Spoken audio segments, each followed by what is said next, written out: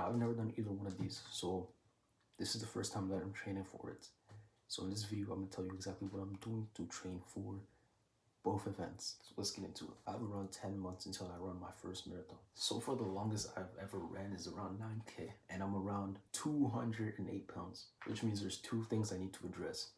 And that's actually the order of how I'm gonna go about it. The first thing is I need to lose around 20 pounds so that I don't weigh too much, and it will make the running overall easier and make me way less likely to get injured. The other thing is I need to run more. I need to increase the distance and be able to just run. So this is the plan that I have. And from now until February, my focus is to just drop fat. If I can go from 208 to around 195 by then, I feel very confident that by the time I run the half marathon, I'll be around 190 already, and I can focus on just running at that point instead of really being focused on losing weight.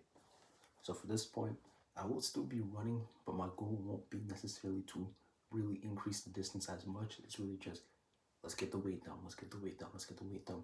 So for this part, I won't even be having as much carbs, which is very important when you're running. I'll really just be focused on dropping the weight. That way it gets easy and I don't get injured. Now, I'll still try to get around 15K total kilometers per week while steadily increasing by, let's say, 1 to 2 kilometers. But once we get to February to May, that's when I'm going to be trying to add 4 to 5 kilometers each week. I know that sounds a little hectic, but I heard you want to get to around 100 kilometers per week. That might not even be true, and it might not even have to be the case for the half marathon.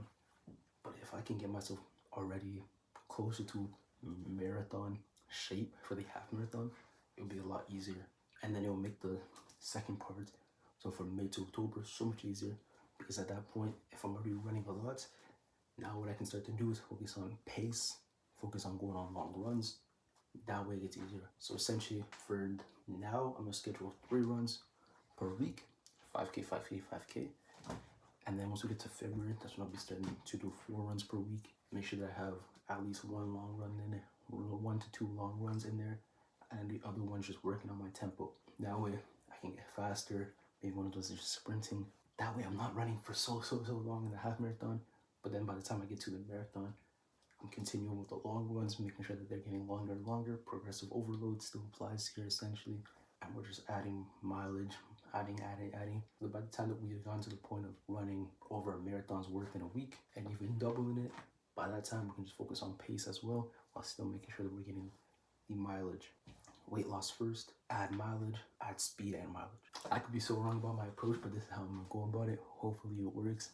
I'm not even putting any time that I want to get for my half marathon or marathon yet. I kind of have one in mind, though, I won't lie. But yeah, let's just see what we can do, because regardless, we're going to have to get it done. So yeah, this is the training I'm going by. If you've run one before and you're like, this is awful advice, let me know.